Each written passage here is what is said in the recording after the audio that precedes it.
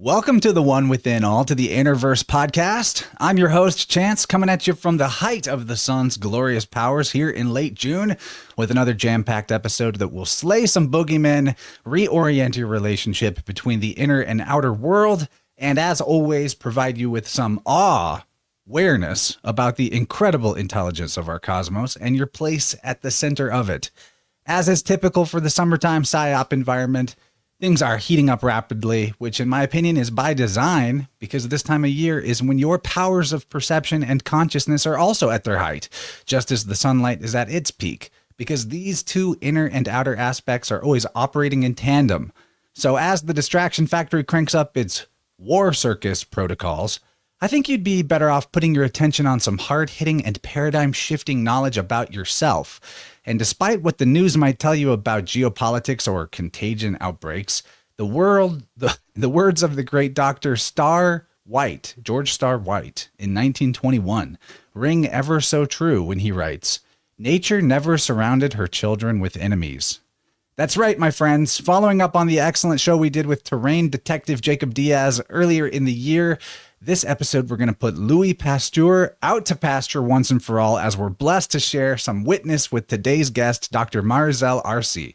Fresh off the publication of her new book titled Germs Are Not Our Enemy, Dr. Arce has done the work to kill the poison pills and take down the toxic shots for good.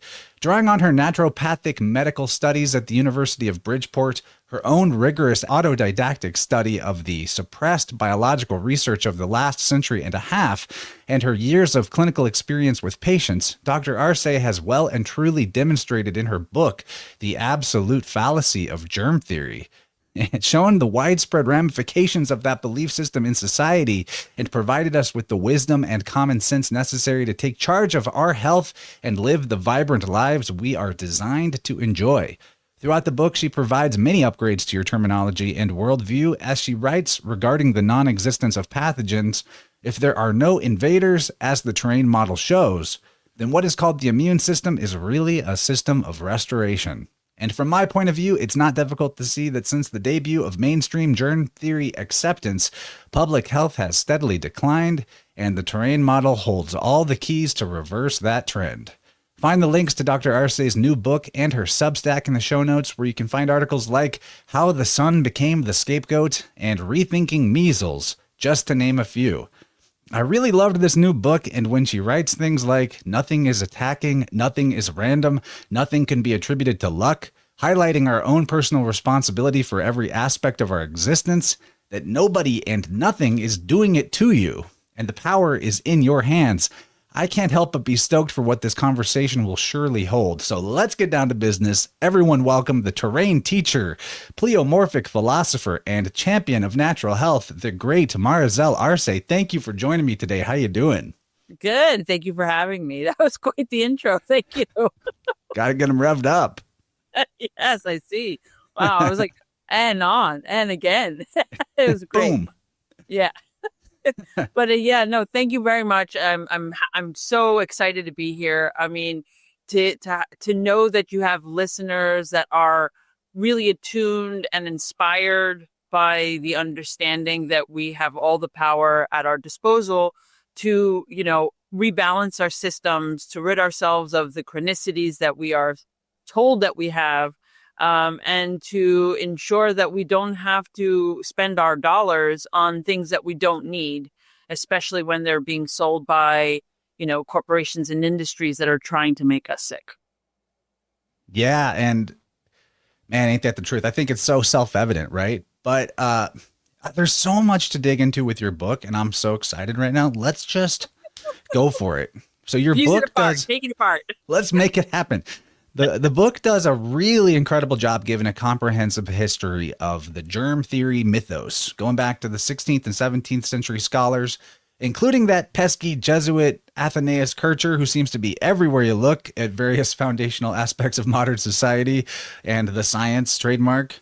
So these guys who worked before microscopes theorized about invisible seeds in the wind or little animals living in the air or within other animals, but things didn't really take off in the mainstream until Pasteur comes around. And what I found most compelling was the strong evidence that much of his work was fraudulent. As you write in the book, Pasteur's own work could not provide evidence for his theory of pathological transmission of disease or contagion. He believed that if milk, grapes, and butter fermented due to living organisms, these same creations would create diseases in the body. But guess what? That's not how it works. He has actually proved the terrain paradigm. Can you tell us more about the history of this mythology and the unsteady foundations it's built on? So, for hundreds, if not thousands of years, people attributed some wrongdoing, something they did wrong, something they thought wrong, some imbalance within themselves or in their community to, to shifting their well-being and then, becoming sick. So if we look at all cultures, there was some sort of medicine woman, medicine man, shaman, something like that helped rebalance. But it wasn't something that was like, there was these massive diseases and massive outbreaks type of thing. It was just because we were still attuned with nature. There was no, condemnation against nature itself. It was more, what did I do wrong? What did I do? Or what did my community do wrong? As we became industrialized, quote unquote, civilized, right? We're looking at European build up in terms of kingdoms and things like that. The environment with which people were living started to become more crowded, less sanitary, because of micro wars here and there between kings and things like that. We're looking at people not getting the resources, not getting the food, not getting the nourishment. So you see breakdown, you see decomposition within themselves. And again, now because we have more of and not to blame a religion per se, but religions took it upon themselves to create more of a fault rather than, you just imbalanced yourself and let's get back to it. It was more like, you are damned. It was, something really bad. And it became like, you were a spirit came within you, or you caught, a bad juju or the evil eye or something like that. And it became more like luck, or it became more of, you didn't pray enough. And nobody was looking at the fact that, excrement was being poured into the streets, in the canals, living in squalor, that type of thing. And the more and more we became industrialized, the more crowded the kingdoms became. You start to see a lot more of the dereliction of the body. And come around 1600s, 1700s, men in universities or what have you decided they wanted to discover what it is, pinpoint exactly, because at that time it was all about breaking open the body, seeing the anatomy, seeing if they can discover how it worked, how it functioned.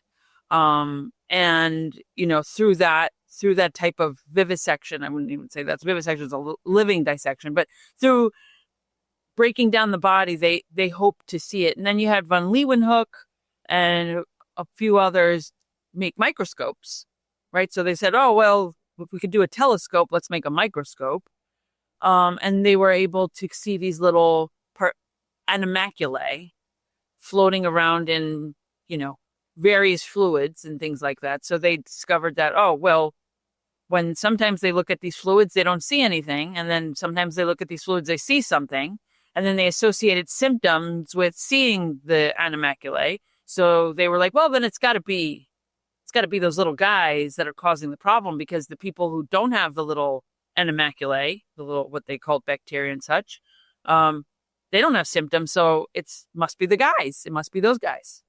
So, it was all about coming from a natural balance of, I know I did something wrong. It's not terrible, but let me rebalance to, you did something horribly wrong and go pray and self-flagellate, or to now it's not your fault. Do whatever you want. And it's those things that are coming in and invading you. I love that you touched on the invisible demons causing illness thing. In terms of non-indigenous cultures, if we want to say anything that's like imperial or quote civilized in the same way that our modern society is built on, you go back to the origins of our medical profession and why they still use the caduceus staff as their logo. That goes Mm-hmm. back to the Essenes and the Therapeutes of ancient Alexandria in Egypt, Mm-hmm. where they basically did the same jive. It was literally bad spirits were making you sick, and you Right. got to go to the guy with the black robes rather than the guy with the white coat. But Right. it's the Same same. It's difference. literally the same Same difference. thing. Yeah. Right. Yeah, it hasn't changed at all. No, because it was empowering this one person. I mean, it's a human concept, unfortunately, to believe that you are not complete in your knowledge, in your body somehow. So we need a leader, right? So you need a leader to guide a community. You need someone who is speaking to God to tell you your spirituality, or you need someone who understands the body and science and everything to help you when there's imbalances. So it's unfortunately human nature to think that you don't know. So you need some guy who that's what he or some girl that who obsesses over it and goes, "Oh, okay, she knows. He knows. So maybe I need to go worship that guy and listen to that guy." And it's an authority fallacy, unfortunately. It's the idea that this person is the authority of that particular information. Now, I know that speaking of fallacies, you don't necessarily have logical grounds to dismiss information based on the source of that information, but talking about Pasteur from the perspective of the things you write in your book, it is worth noting that you write the great God of the men of the latter half of the century and of many of the present was in fact the most astonishing of plagiarists and distorters of other men's discoveries. His journals have revealed how he was secretly injecting poisons into the brains and bodies of animals to ensure the outcomes of many of his experiments. That's pretty rough. Yeah, well, it's his own words, right? I So mean, there isn't was that what virology is though? Just injecting poisons into animals? It hasn't changed absolutely. again. It's the same Yeah. thing. Absolutely the same thing. Absolutely the same thing. I mean, at the end of the day, science tries to science too much.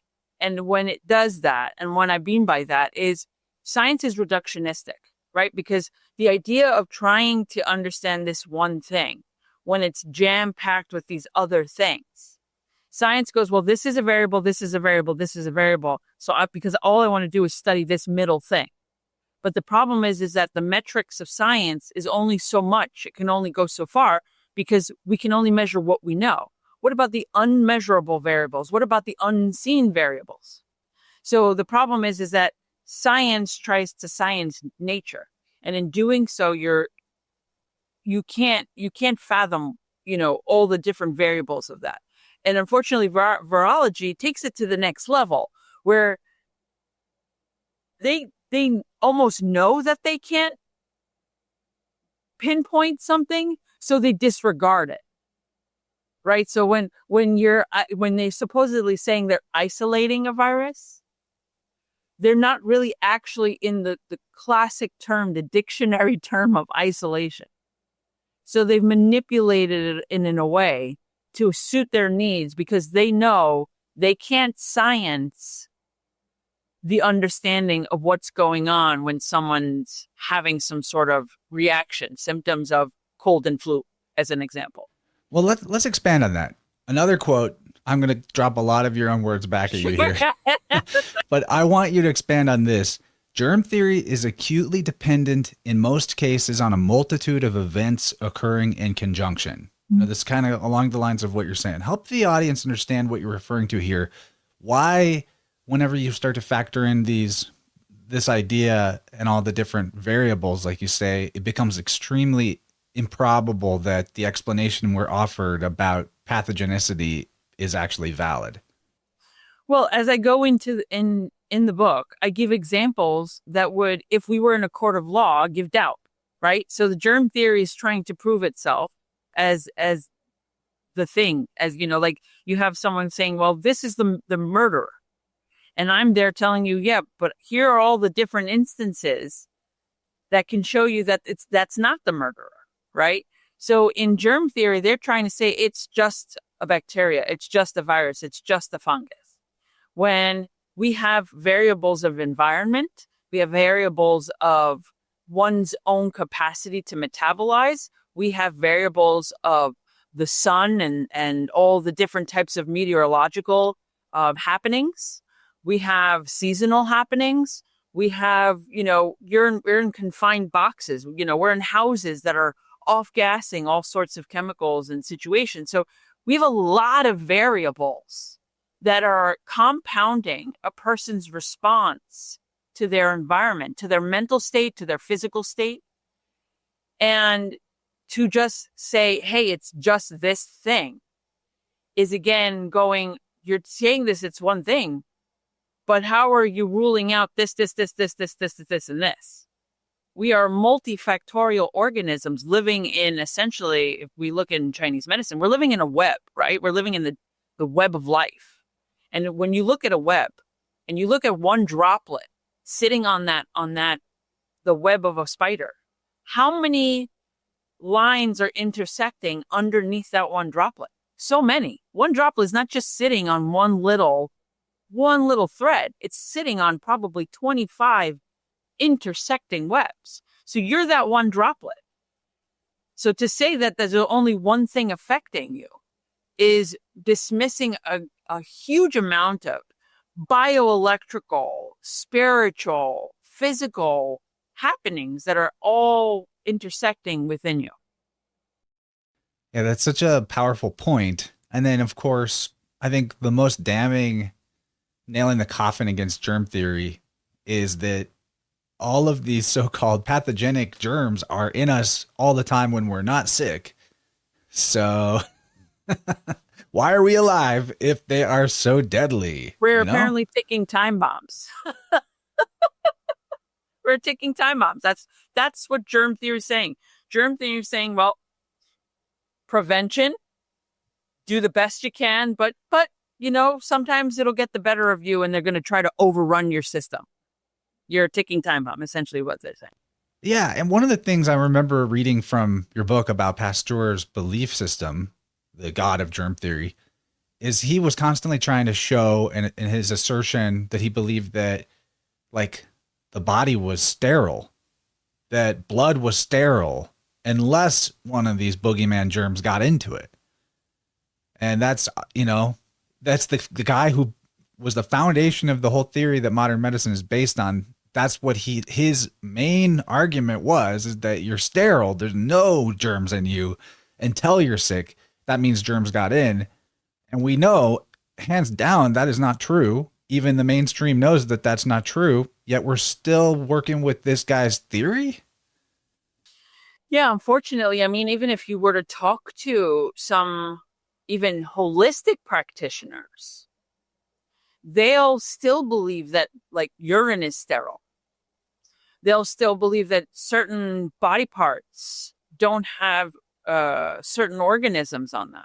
And to their credit, the organisms are not there in the forms that they're commonly known as.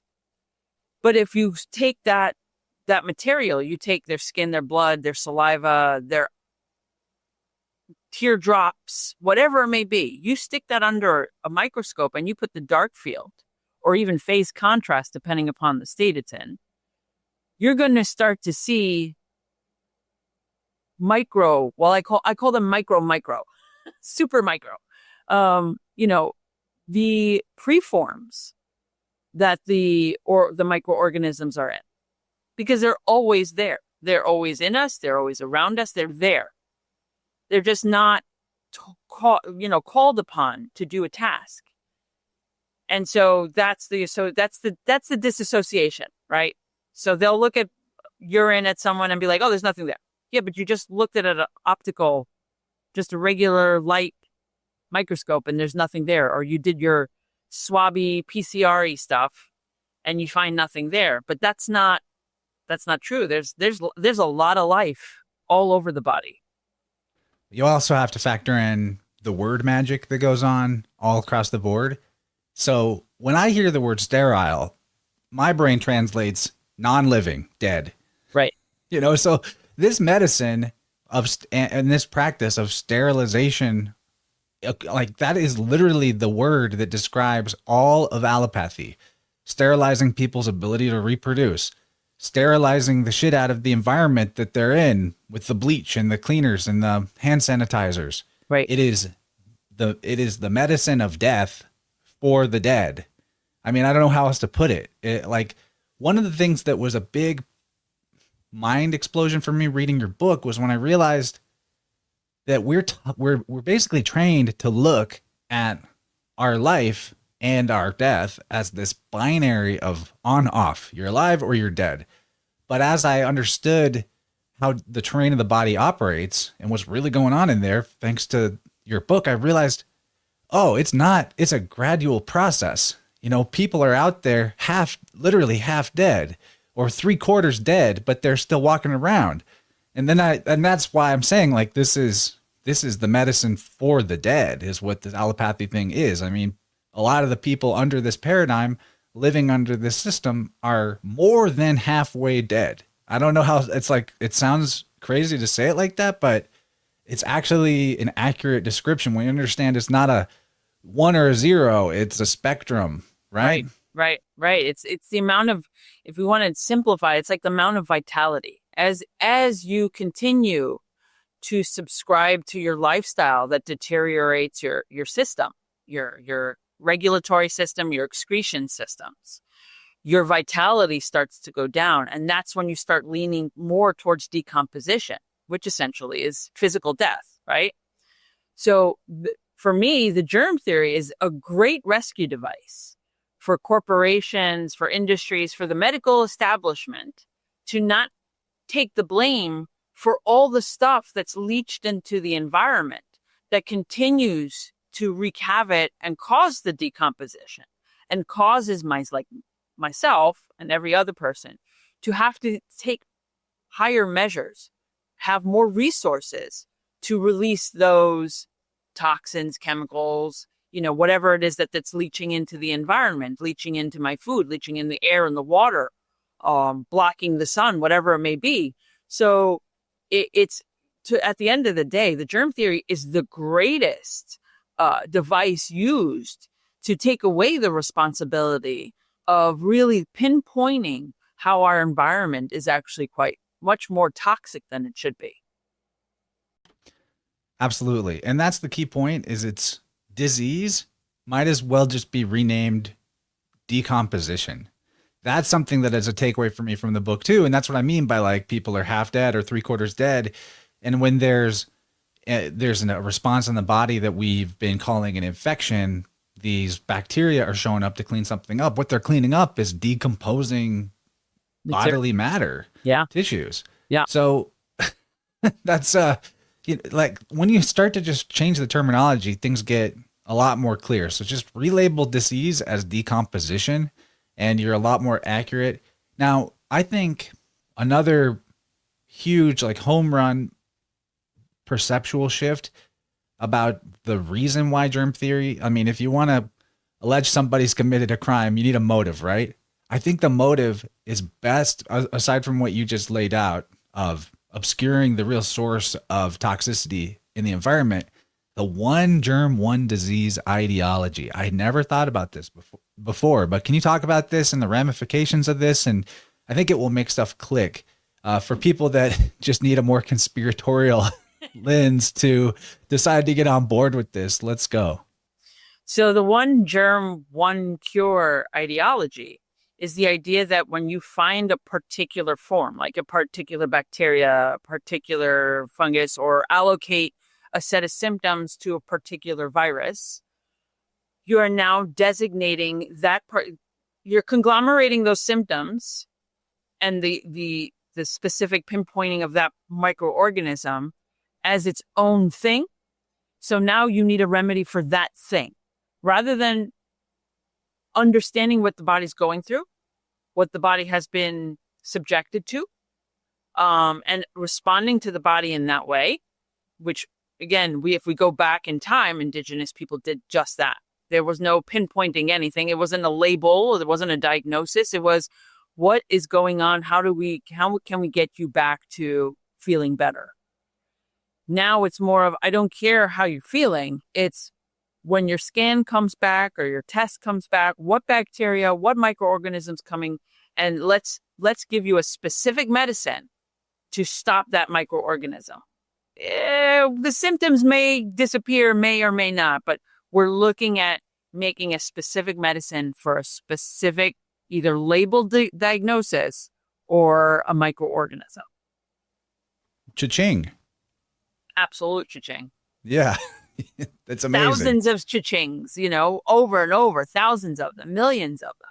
Hey, InnerVerse fam. We are going to get back to this paradigm-busting, amazing episode with Dr. Marizelle Arce in just a moment.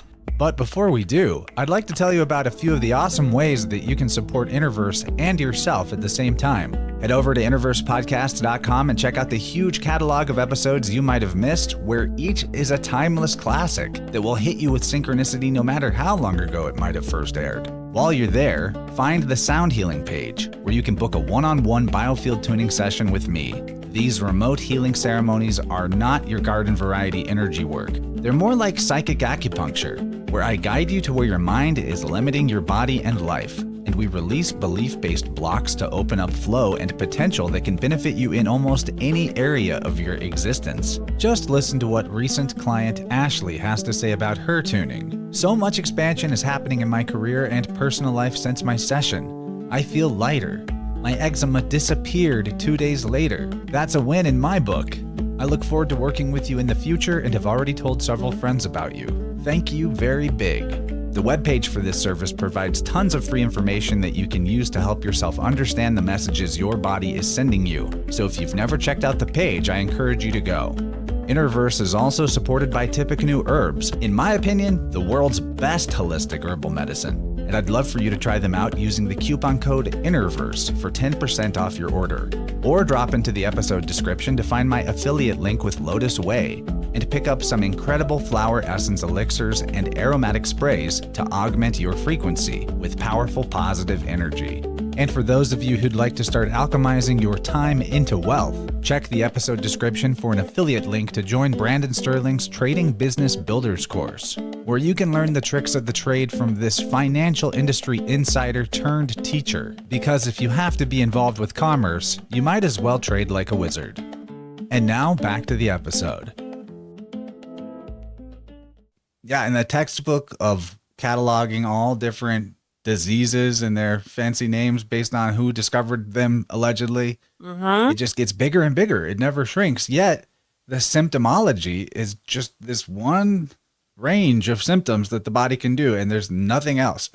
Right. Right. Symptoms are what they've always been. Nothing has ever changed about symptoms, but the number of diseases that people are diagnosed with is exponentially increasing. I smell something fishy about that. Yeah, well, when a lot of people started waking up to that was when 2020 rolled around, and people started looking up symptoms for the particular things that were happening during that year, right? Or thereafter. And people who were savvy were like, let me look this up. And then they would there was a column of what the flu was, what the common cold was, what bronchitis was, what pneumonia was, and then what the name, quote unquote, name disease that came about in 2020. And it was like, wait, but they're almost all the same symptoms, all the same thing, but they have all different names. What gives here? I don't understand. I did see a new symptom. Whenever I open my browser, it's always like trying to throw news articles at you. And it was like such and such new alphabetical letter variant of cooties, razor blade throat. I was like, oh, I've never heard of razor blade throat. So that's a new one. Oh, that's nice. Well, I had that. I think I had that when I was 14, when I had the chicken pox. So I had razor. That's literally the terminology I used when I woke up the next morning and I was like, Mom, I feel like I have razor blades. Okay. The next section can be possibly a little bit of a lightning round. I mean, you don't have to slow yourself down if you, or say less if you've got a lot to say about this, but I really want to go over common issues that germ theory believers bring up when you try to talk about these things with them. So I got a list of, 6 or 7. And the first one, I don't know if there's any special order we should go in. So let's just say, go for it. When I bring this up, I hear all the time about cooties that it's the China virus made in a lab. My dad got really sick during that time period, and he definitely holds the belief that those dang Chinamen almost killed him. But he's also lived a life of horrendously poor nutritional balance, and his health is shockingly decent considering all that, which I think speaks to the quality of life factor on health, because he's got a good life at least. But I want to know, how do you respond to this lab created virus belief system? Because it's really strong, especially I think it holds on people that are otherwise plenty skeptical of the medical industry and everything corporate and left, right? But because they like Orange Man and he's just like China, China, China, they are totally all in for the China virus. They attacked us. How dare they? So let's dispel that illusion. Well, outside of political theater, because I'm not there, I'm not in the meetings, I have no idea what they decide that they're going to agree upon and what, who's going to play the bad guy. Things are made in the lab, yes, but things are made in a lab with lots and lots of chemicals. The biologics that are left after all the concoctions and brews that they do is probably nothing. So what's being dispensed, what is dispensed potentially is chemical warfare. Whether it came from China or whether if you look back in the news and you saw every country, good amount of countries like Spain, Italy, United States, parts of the United States, literally spraying down towns with sanitizers, and that there were companies in China given tons. So there were American corporations in China giving China for free tons of sanitizing fluid.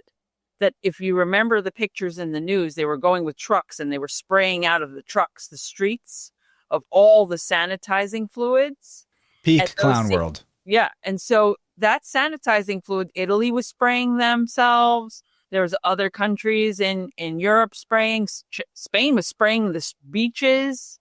So we're looking at a lot of contamination. And again, I looked into what was in these sanitizers in these chemical companies, and a lot of them were the symptoms that people were initially having: shortness of breath, irritated sinuses, irritated lungs, different types of things like that. So who's to say that these sanitizers being sprayed in tons, when I say tons, liquid tons, all over the world around the same time, who's to say there weren't plumes moving around all over? Like basically, when a volcano erupts, you have literal ash traveling almost the entire world. And there's people talking about how they can see soot. It rains soot thousands and thousands of miles away. So who's to say that those sanitizers weren't up in the air, getting moved around and people were inhaling this? And then who's going to be most affected? People who don't have, the body doesn't have the wherewithal to, process it and eliminate it the way you're supposed to. It's going to show up in their weakest areas of their body. My memory of what happened with my family is it was Christmas Day in 2020. It was unseasonably hot, like almost a summer day. And there was a ton of something clouding the atmosphere coming out of airplanes, whatever that is. Right. So first of all, you have an environmental change. We all know that people are prone to have detoxification events when it's all of a sudden hot or all of a sudden cold, when it was the other thing. And then whatever was going on in the atmosphere. And then I never thought about the spraying sanitizers all throughout the environment. But yeah, that was crazy enough happening. A lot of my family members get sick after Christmas, myself included. But my dad ends up in the hospital. And I was just ill for a few days, and I sweated it out in a sauna mostly. Because Brilliant. I knew, even though I didn't know most of this stuff yet, but I knew my body gets rid of stuff that it needs to get rid of through sweat. There you go. So let's do that. And focus on your strength. Absolutely. I always tell people, focus on your strength. What is your body capable of doing? Focus on that. Help your body rebalance through the strongest means possible. Absolutely. And not to mention also, remember, in 2000, I think it was 2008, the Olympics in China was in 2008.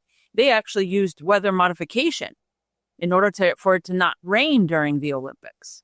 So, people want to dismiss the whole weather modification stuff, but we saw it in Dubai when they made it rain. And obviously, if you do the research, you can totally find out how there's weather modification in China when they have certain events. Well, you can hire companies to do it in the United States right now. Absolutely. So who's to say that wasn't utilized, thinking that they were helping when in fact spraying certain sanitizing materials actually made everything worse. And so then what do you have to rescue device it with? There's a virus rescue device. Well, and then that's part of the word magic, right? Because what does virus mean? Definition, etymology. Poison. So in a court of law, they could one day say, we never lied to you. You got poisoned. But it's not our fault. It's not our fault. Wild. Okay, so the next two that are really popular rebuttals for me, what about rabies? What about these hyped up measles outbreaks? Can we talk about these outbreaks that are, or boogeyman contagions? What about those rabid dogs? What about that?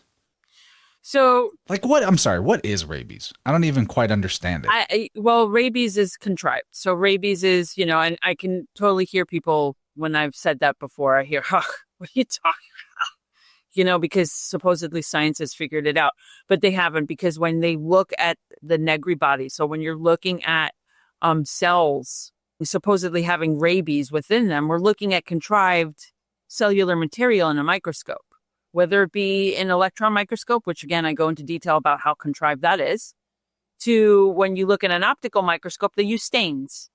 So you can make anything happen with any specific stain. So I want to look at and see something, I can stain it a certain way and I can make it happen.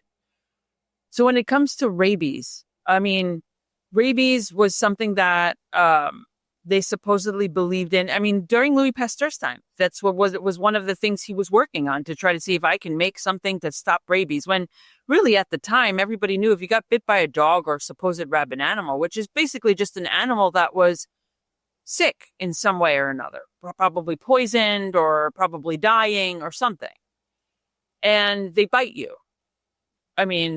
They're not really transfer anything other than the fact that they're biting you and your own response to that. Again, we have to look at the entire situation, right? So what did I say about the droplet on the web? There's like 25 threads interweaved behind that droplet.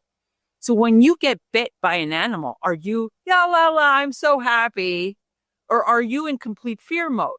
Are you in complete survival mode?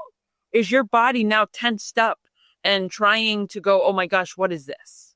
So your body's response, your energetic response, your biofield, whatever response, wherever is happening at that moment is now integrating into that trauma of being bit. And then your body is going to respond because it is connected. We are psychosomatic. Psychosomatic isn't a bad word. When someone says psychosomatic, we're not supposed to go, oh, you're saying I'm making it up. No, psychosomatic actually means that your body and your mind are connected. And we have to get away from that idea that when someone says psychosomatic, it's not gaslighting you. It's saying that your mind is so strong. It's very strong that it can actually manifest a physical ill. So I go so far, not to interrupt, but I have to say, what I teach around here is that your mind is not in your body. Your body is in your mind. That's another backwards paradigm. All of this is in your mind. Absolutely. Literally. Yeah, no, we are laying before us what we want to see. We are laying before us everything. Our brain, our spirit, our energy is manifesting what we see and what's happening. So essentially, how we react to a trauma is going to be mentally how we react emotionally, how we react energetically to a trauma. The body's going to respond in that way. But many people at the time during Louis Pasteur knew that rabies wasn't that big of a deal. And anytime someone actually died of rabies, it was because it was mishandled. Because if you really look into how rabies was handled in certain scenarios, not all scenarios, but certain scenarios, it was like, okay, give the person a little alcohol, soak the thing with a little wine, rub a little weird things in it that makes it all blown up and infected. They were doing kind of, whatever they knew to do. And sometimes that didn't work out for the person, especially if they were an alcoholic or if they were a child that was very undernourished and debilitated. So Louis Pasteur thought, oh, I'm going to discover the rabies vaccine, which he didn't really discover anything. What he did was he created a shot that created either for some people more havoc or for other people suppressed the issue. So he believed he discovered something in certain scenarios when in fact it was just a response, a suppressive response. So nowadays, people think that there is such thing as a rabies cooties shot. Cowpoke. Cowpoke, yes. I'm trying to remember. Yeah. Cowpoke. You'll remember that one forever. I think it's a better word. Yes, now I will. But I'll tell you right now, I know people who have been bitten by animals, supposedly rabid. And some of them did the whole rabies cowpoke. And you know what? They got worse. They got really sick. And some people didn't get anything and nothing happened. They get a little, detoxification fever, sweating, it blows up, it spills out some ooze, and then it's gone. The idea that you need some sort of stick to poke you through the skin, to inject you with some material to help your body is completely against the nature of what the body wants to do. It doesn't need something extra that's, added to it while it's dealing with something that it wants to get rid of or wants to heal. Apart from extra whole food based nutrition. Well, yeah, no, extra rest, absolutely, extra sunlight, right. The essentials. Herbs, some herbs to help you, blah, blah, blah, absolutely. But you don't need a chemical poke. Let's just put it that way. You don't need something that is contrived in the lab, made with all sorts of deleterious man-made products, and then, poke through your skin and circulating within your system, because you're lacking that. You're not lacking anything to help the body heal.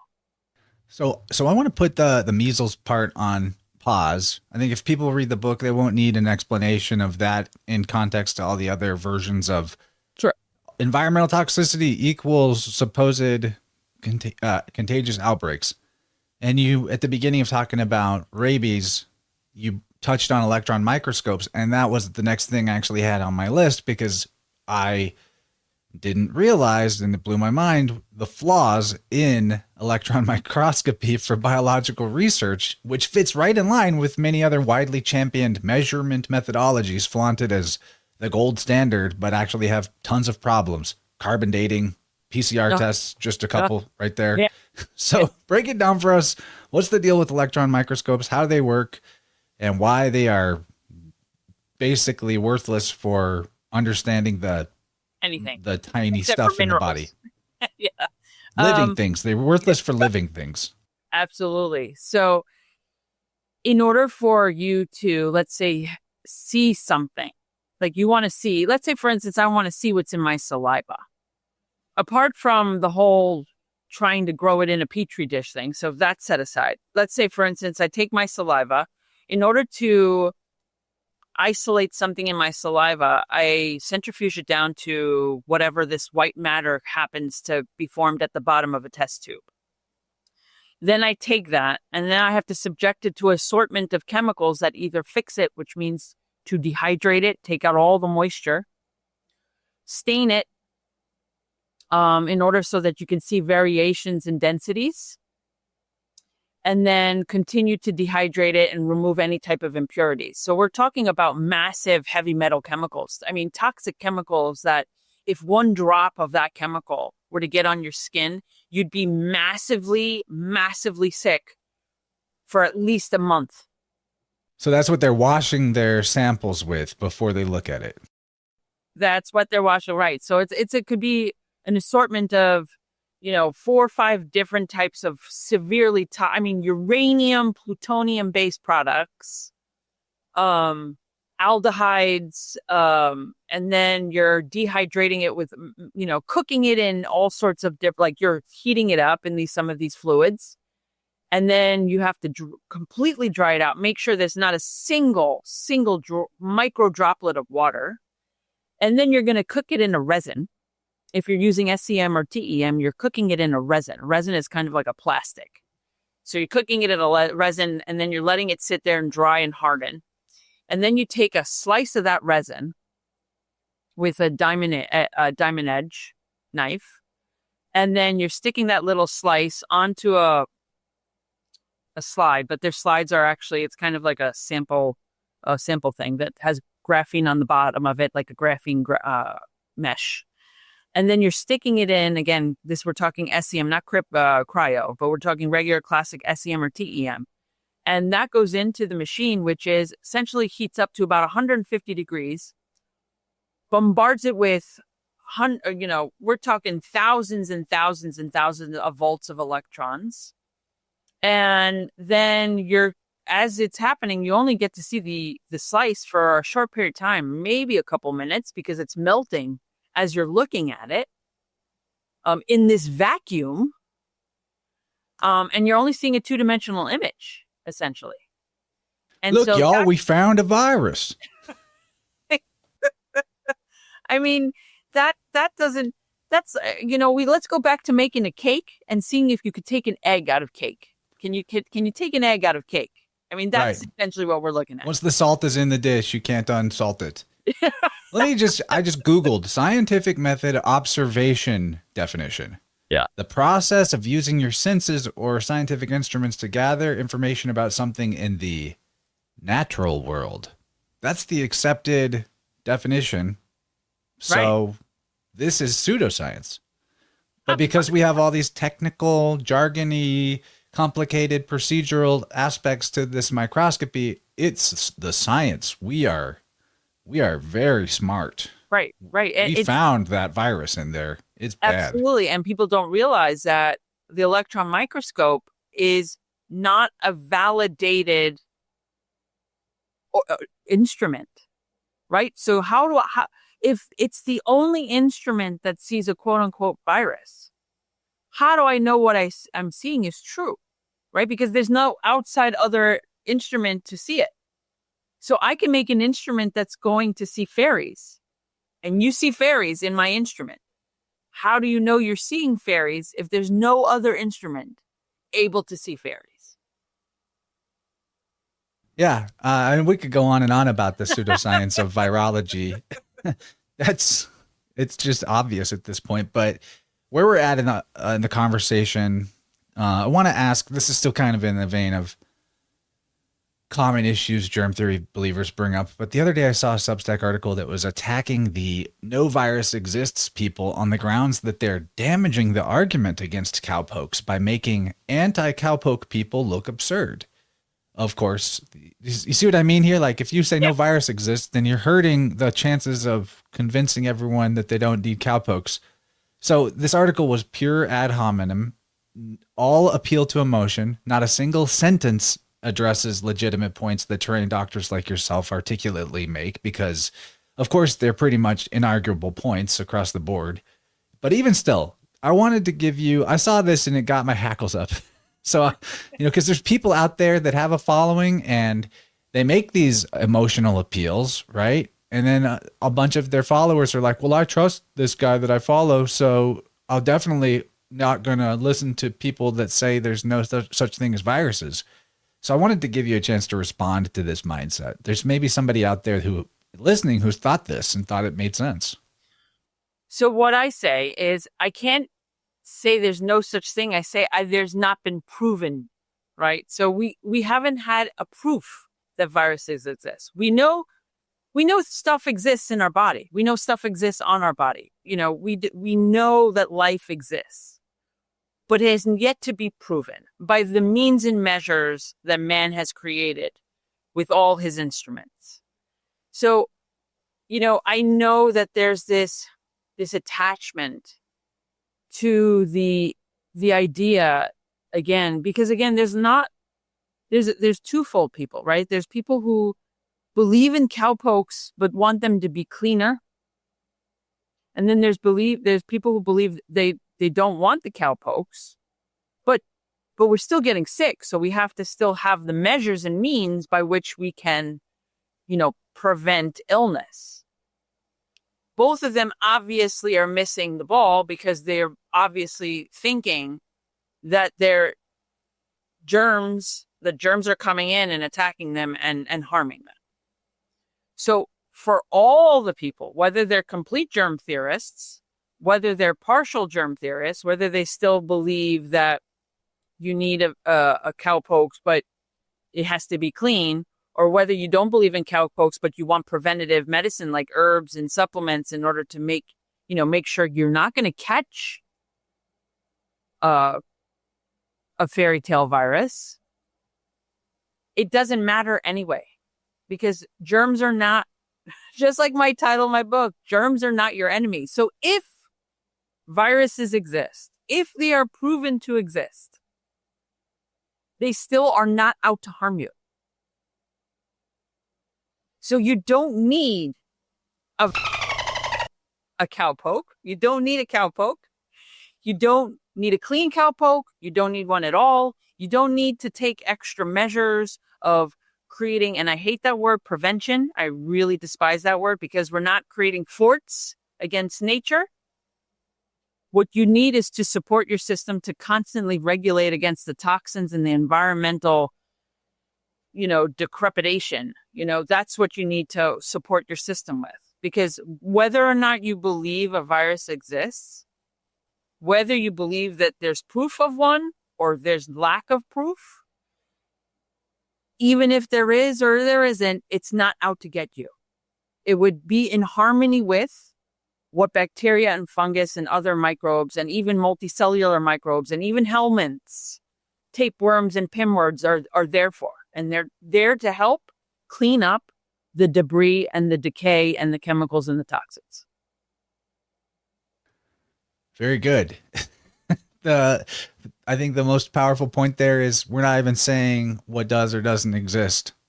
And I think my favorite for winning somebody over, or at least opening their mind to it, especially if they are not an atheist and they have at least some measure of spiritual life to them, you just ask the question, is this place designed that there's a constant war happening invisibly all around you to try to kill you? Right.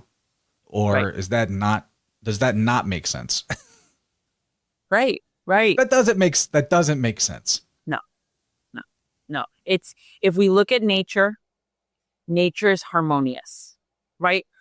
How many times people have to go, ooh, when they see something on YouTube, when they see something in their shorts, when they see something on TikTok, look at the gazelle laying with the lion. Look at the tiger laying with the pig. This is not aberrant. Nature is very much balanced. Everybody knows to play their role. If you were to if you own a home, if you step back and don't mow your lawn, don't take care of the weeds in your driveway, you don't do anything, nature will break it down and bring it back. That's what it's there for. It's not out to get you. It's there for just to keep balance and keep the flow. When people go, oh, what about ticks and mosquitoes and snakes and venomous spiders? They're not literally marching, despite the fact that you can watch the movie Arachnophobia, or you can watch movies on all this, Hollywood contrived propaganda that nature is horrible and out to get you. There's no spiders marching, to get you. There's no ticks, hovering around ready to jump on you. They do what they do because there's a necessity for them. Well, okay. This was actually more at the end of my notes, but I think it's so fascinating that we ought to mention it because you just brought up parasites. And I did not understand things like, for instance, mosquitoes or ticks are attracted to people deficient in B vitamins. Mm-hmm. So, because I've been a pretty well-adjusted vitamin-wise person most of my life, and there'd be people around me just getting ate up by mosquitoes, and I'd be like, yeah, they don't like my blood. They've never liked my blood. I'm good. I never really get attacked by mosquitoes, or sometimes they might even land on me and they don't even bite me. So Well, tell us more about that. Tell us about parasites from the terrain model. Again, like you could even look at them as like bigger microbes in a sense, and Exactly. how they have benefits that they're providing us, the environment, even their hosts, and that they are doing something that is not just out to be disgusting, attacking. Because in the mainstream view, you look at these little blood bags called ticks, and you're just like, why do you exist? Are you a demon? If you don't understand their role in the grand balance of things, it does seem that way. I've said that before jokingly. So help us take the boogeyman out of these little biting guys. I mean, it's very interesting because again, when we're looking at it in the context of our own industrialization, right? So if we were I'm going to digress just a hair. Allergies, things like that didn't exist outside of industrialization. Like if you go to underdeveloped countries back in the 80s, even 90s, there was no such thing as allergies, allergy tests, asthma. There was none of that stuff. It's really the industrialization, the smog, the fumes, the food, the processed foods, the constant formaldehyde, the closed boxed apartment buildings, things like that. And that wears the body down. The stressors of having to pay bills, the relational stressors that we have with our community, being, road rage, all that stuff breaks our body down. We become deficient. And then on top of that, we become deficient in a way that we're not even aware because, we pick and choose diets based off of what we read in magazines or what the new fad is. And so we're not feeding our bodies appropriately. And parasites are, in the grander sense, bioremediators.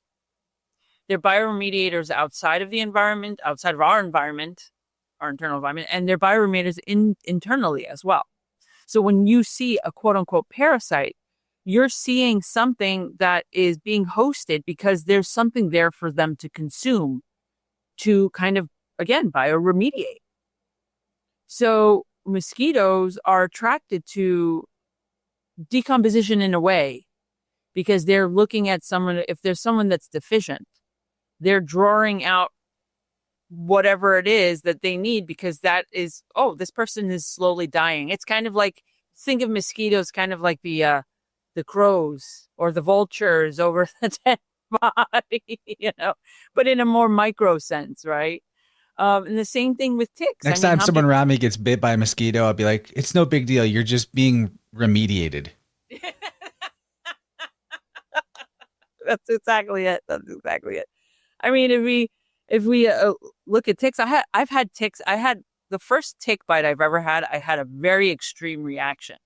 I didn't take any antibiotics. I mean, I had the whole bullseye, fevers, malaise. I was pretty much debilitated for about 3 to 4 months. Once I got over that, it took me a little time to get back into it. But then once I got over that, I got bit by ticks several times. And I was literally like, oh, hey, how you doing? Let me finish my yard work and I'm going to take you right out. And it was like hours later, I'd go inside and I'd be, boop, no reaction whatsoever. And I know people who have gone thousands of times hiking, popping off ticks all over their body. My dogs would have ticks all over their body. There was nothing that happened to them, and we have to appreciate, again, these multicellular organisms are a part of nature and they're doing a job. Again, they don't have the intent to, I'm going to kill this and break. How is a tick going to break you down? Right? Like, it's like, I'm going to break him down. And then all my buddies are just going to start attacking you and break you down. And there's our food. That's not really how it works. And Lyme disease. Right. Lyme disease. Oh, God. But okay, so I'll tell you a quick story. I've had a couple people on the show who were diagnosed with Lyme disease and cured it in different ways. And, what they get offered by the mainstream is just take these antibiotics for about 3 months. What if that doesn't work? We'll just give you antibiotics for 3 months. What about after that doesn't work? We'll just give you antibiotics for 3 months. They have no solution, right? Right. And the one that really impressed me was a woman named Jackie Jolie. You can find the episode in my archives from a few years back. She adjusted her light life, reduced artificial light and got natural sunlight at different points throughout the day on as much of her body as possible, Lyme disease gone. Never came back. That was the only thing that worked for her to fix this, cycle of, and we'll talk about it later, this cycling through the 4 levels of elimination that she was experiencing, which I didn't know that that's what you would call it. And I want to touch on, again, while I've got the mic, allergies, because your book made me finally understand what happened with me. I had allergies my whole childhood and young adulthood. They were giving me the shots, the allergy shots. One day I came in and was about to get my injections in my early 20s, and I had brought some essential oil roll-on of some, I don't even remember what oils it were. I had only just discovered essential oils. And they're like, what is that? The nurses, by the way, very obesely overweight, look like super stressed out. They're the ones making me healthy, allegedly.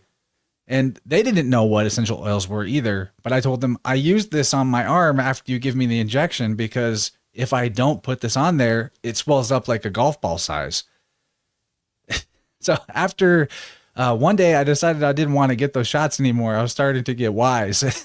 Like, they called me 3 times to threaten me that all the work you've done to fix your allergies is going to go out the window if you don't come back and keep getting these shots every week. You will get worse. Well, what happened was I went vegan for 5 years, but I also, when I went vegan, I went organic. And to be a vegan, you basically have to cook for yourself. You don't get a lot of other option, especially back then when I did it. So 5 years later, I had no more allergies to food or anything in nature. And now I understand it was because my body used the dense nutrition I was giving it over an extended period of time to correct the toxicities and imbalances in my body that were making me have reactions to subtle things in the environment like pollen, or to things like lactose in milk. No, now I can have milk all day. But back then, when I had these allergies, a little bit of milk would just destroy me. I would be snotting for days. So now I understand allergies were a nutritional deficiency. That was the simplest way to understand it. And my dad, again, he has really bad allergies, but he's on he thinks that the best food is measured by how cheap it is. Like, I got this for $4. And I'm like, dude, you have so much money. Why do you want cheap food? I don't understand you. Like, that's the craziest mindset. We all have one of those. Yeah. Mm-hmm. Yeah. But I've told them a million times, like, I cured allergies, and now I have a better way to explain it. I did it with nutrition, but I don't think you'd go vegan. I don't think you have to go vegan. I think it's more about having non-toxic food, but that's what I did. That's it. You just have to feed the body. And then once the body is fed, it can regulate, it can excrete, it can eliminate what it doesn't need. And that's essentially what it is. You're bolstering up all the processes in the body to make it the strongest it possibly can. And then when it can do that, then it can eliminate out what it doesn't need. Absolutely. Yeah. Allergies are not a life sentence. It's not a genetic thing. I mean, no. just get better nutrition for a long period of time. Last question. What's a checkup with Dr. Marizelle like? What's a checkup like with you? It is, we talk. It's a lot of talking. I get to know you because, again, I don't live with your body. And it's not a 7-minute visit? Oh, yeah. That would be so great if I could get... That's the whole mainstream model, the 7-minute medicine. If I can Vulcan mind meld, that would be so great. So basically I talk, I listen, I help you discover all the different cries that your body is saying. I translate. I'm a translator. And then what we do is either utilizing something called an acoustic cardiograph or my thermography, or, having fun and looking under the microscope with a speck of your blood. That you can squeeze on yourself with a little bit, and you put it on the slide yourself, and you can look under the microscope yourself. I utilize all that, and or not, depends on the person, or if I'm doing virtual, it doesn't matter one way or the other. We play around with these toys or not. But the point is, I am a translator. I help you discover what your body's telling you, and we help reinforce with resources, with nutrition, with discovering what it is that your body's asking for, and reinforcing that and supporting that. I look at myself in the same way. I'm a translator of what your body is telling you. Yeah, That's what real healing is about. exactly. Your body knows how to do it. It's trying to tell you. Symptoms are symbols. Pain is a signal. There's nothing wrong with your body. It knows exactly what it needs. Exactly. So, I know I said I only had one more question, but I want to ask you one more. Well, and then we'll wrap it up. Yeah. So your book does an incredible job that we couldn't even do justice to in 2 hours, explaining the ripple effect, and this is a lot in part 2 of the book, of believing in contagion across society. How many different things are toxified, ironically, by believing in contagion. It makes things worse. The way practices are in agriculture, livestock, et cetera, et cetera. What is going to change in the world when we drop this false belief as a society? Because inevitably we will. Every erroneous scientific paradigm eventually falls. You look back, everything that people believed hundreds of years ago is completely different, more or less. What is going to change in the world, do you think, when this is gone? Good last question. Really good one. A lot, everything, right? Because if we think about it, all the institutions are based on the contagion model or the germ theory, right? Are the way we sanitize, the way we sell products, the way we farm, exactly what you just said, the way we just see the world, the way we communicate, the way we interact with one another. You know, even traveling would be different on planes and trains and boats, because we don't have to worry about each other. We have to worry about what it is that someone's trying to poison us with, or we can have now more scrutiny of over products that are being sold to us because of the fact that, are they trying to make a buck, or are they really trying to help us and trying to help the environment? So environmentalism would be at an all-time high, but in a correct sense, not environmentalism based off of fear. Environmentalism based off of understanding that we are synergistic with the environment, and that we help the environment helps us. That companies can't make things that will create profits and potentially help people, but can poison the environment, and vice versa. Poison us will help the environment, but poison us can't do that either. There's got to be synergy with both. Amazing. I agree. I think that the ripple effect of that change is going to be impossible to calculate. Maybe the greatest scientific improvement in paradigms humanity has ever done. Agreed. It's massive. So awesome book, incredible book. I learned so much. One of my favorites I've read this year. Looking forward to what you do next. Would love to talk to you again sometime. Let people know where you want them to find you, connect with you. What do you want them to know about, and any closing thoughts, and we'll wrap this up. Sure. So you can find me directly on terraindoctor.com. You can find my book essentially anywhere: Barnes and Noble's, Amazon, Ingram Spark. You can just go to the website at germsarenotorenemy.com. I'm going to be here and there and everywhere, interviews, podcasts. So just look out for me here and there. I hope to have a couple of webinars here and there as well. My Substack, you got a good Substack. Yeah, Substack. Yes, I have fun with that. Now that I don't have That's where the cool people are at. I finally got on there just recently. Well, my husband's like, "You're a writer, go write." And I was like, now that I don't have to edit a book, it's actually quite fun to write, like, for fun. But yeah, my Substack is really fun. I always try to throw out really good, thinky type of stuff, but also I have a sense of humor, so I try to throw out a couple of good metaphors and jokes.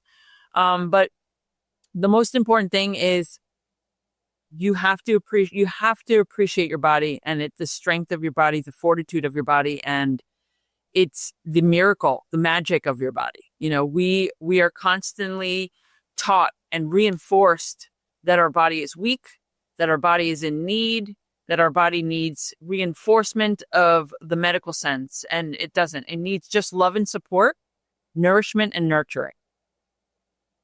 I believe in miracles. You are a walking, talking miracle. That's a great finishing thought. Everybody is. Awesome. Great talk today. Thank you so much. Can't wait to put this one out, and I'll definitely look forward to your Substack and a future book as well. Let me know if you ever want to come back on to talk about anything. I'm here for it. Absolutely. That is so much fun. All right. Thanks, everybody. All right, InnerVerse initiates, we've reached the edge of the map for free listeners, but stick around for a minute if you're curious about just how deep we go in the exclusive members-only section. And if you enjoy getting more than double the content, head down to the episode description to find links to the platforms where you can become an InnerVerse supporter and unlock the huge archive of extended shows. The second hour begins with Marizelle explaining how she discovered pleomorphism for herself, which is the incredible power of microbial life to change its form to fit its environment. These particulates would actually pleomorph. They would change based on where they were placed on different tissue. Then we explore the biological pattern behind the 4 levels of detoxification in the body. Our bodies are detoxifying 24 hours a day, 7 days a week, but are they detoxifying efficiently? And how efficient elimination is the cornerstone of resilient health. The meaning of health is the ability to excrete, to regulate under duress and stress and trauma. And what are the factors that cause our bodies to struggle with regulation? If we take in a toxin and it harms us severely, why?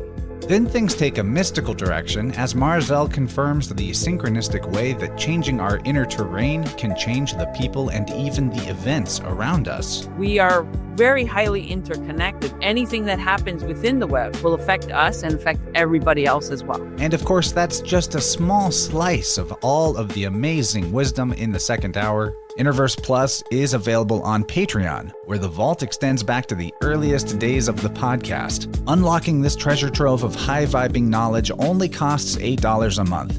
And I'll assure you, there's more to listen to here than most people could ever finish. You can also find extended episodes via the YouTube channel membership option, which is a great way for people who like to stay on YouTube to get this content. And last but not least, the InnerVerse Substack is officially live. I'm absolutely loving the high-quality functionality of this platform, and if you join me here, you can expect classic extended episodes to be added every day until it's caught up with the other channels. And the best news, channel supporters now have access to a brand new podcast, Inner Circle. Join me each week as I bring you up to speed on things I've learned from biofield tuning, herbalism studies, podcast research, and life in general. This is where I finally get to share the things that just don't fit in an interview-style podcast. The Inner Circle is where we can connect more fully, and I'll be responding to listener questions and topics every week with this new audio-only podcast. InnerVerse isn't just about opening your third ear and expanding your imagination of how epic life can truly be. It's a positive vibe that's infectious and life-changing. And if you want more of it, join me across this tiny paywall to bring more resonance to your residence here on the earthly incarnation. In spite of all of the supposed waking up that's been going on since 2020, the number of people out there who still accept the germ paradigm is pretty surprising. Thank you for your openness to at least entertain a different worldview, one where wholeness is the foundation, and germs, the seeds of life itself, are not your enemy. Thanks for tuning in to InnerVerse, and may your inner terrain always be your map.